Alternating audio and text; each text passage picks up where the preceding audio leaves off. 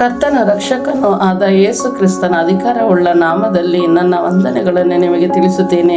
ಪ್ರೀತಿಯುಳ್ಳ ದೇವರ ಮಕ್ಕಳೇ, ನನ್ನ ದೇವರಾದ ಕರ್ತನ ನಿಮಗೆ ಕೊಡುವ ಒಂದು ದೊಡ್ಡ ಒಳ್ಳೆಯ ಕಾರ್ಯವೇನೆಂದರೆ ಬೈಬಲ್ ಕಾಲೇಜ್ ಅನ್ನು ನಡೆಸುತ್ತಿರುವುದು ಸಹಜ. ಇದು 14ನೆಯ ಸಾಲು. ನನ್ನ ದೇವರಾದ ಕರ್ತನು ಈ 14ನೆಯ ಸಾಲಿನಲ್ಲಿ ನಿಮ್ಮನ್ನು ಕರೆಯುತ್ತಿದ್ದಾನೆ. ನೀವು ಬರುತ್ತೀರೆಂದು ನಾನು ಸಂತೋಷದಿಂದ ಎದುರು ನೋಡುತ್ತಾ ಕಾಯುತ್ತಿರುವೆನು. ಪ್ರೀತಿಯುಳ್ಳ ದೇವರ ಮಕ್ಕಳೇ, ಈ ಸಾಲಿನಲ್ಲಿ ಪತ್ರಿಕೆಗಳು ಎಂಬ ಮುಖ್ಯಾಂಶದೊಂದಿಗೆ ದೇವರ ಸಂದೇಶಕರು ಮಾತನಾಡಲಿದ್ದಾರೆ. ಸಾಧಾರಣವಾಗಿ ಅಲ್ಲ. ಪತ್ರಿಕೆಗಳನ್ನು ಓದುವಾಗಲೋ ಅಥವಾ ಮಾತನಾಡುವಾಗಲೋ ಅದನ್ನು ಕುರಿತು ಭಕ್ತಿಯ ತೀವ್ರತೆಯು ನಮ್ಮಲ್ಲಿ ಅಧಿಕವಾಗಿ ಕಂಡುಬರುತ್ತದೆ.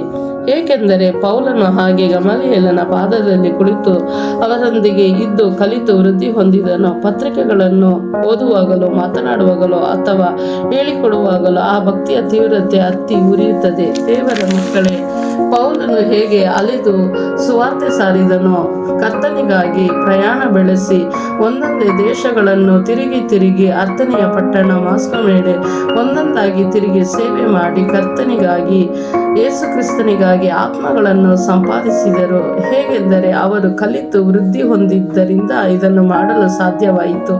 ನೀವು ಬಂದು ಕಲಿತುಕೊಳ್ಳಿರಿ, ವೃದ್ಧಿ ಹೊಂದಿರಿ. ಮೇ ತಿಂಗಳು 1ರಿಂದ 15ರವರೆಗೆ ಮಹಿಮೆಯಾದ ಕಾರ್ಯಗಳು, ಆಳವಾದ ದೇವರ ರಹಸ್ಯಗಳು, ಆಳವಾದ ದೇವರ ಪ್ರಕಟಣೆಗಳನ್ನು ದೇವರು ಆ ದಿನದಲ್ಲಿ ಮಾತನಾಡಲಿದ್ದಾರೆ. ದೇವ ಸೇವಕರಾದ ಮುಖಾಂತರ ಮಾತನಾಡಲಿದ್ದಾರೆ. ನೀವು ಬರುವುದೇ ಆದರೆ ದೇವರು ನಿಮ್ಮನ್ನು ಆಶೀರ್ವದಿಸಿ ನಿಮ್ಮ ಜೀವಿತವನ್ನು ಅತಿ ಎತ್ತರ ಸ್ಥಾನದಲ್ಲಿ ನಿಲ್ಲಿಸಲು ಶಕ್ತನಾಗಿದ್ದಾನೆ.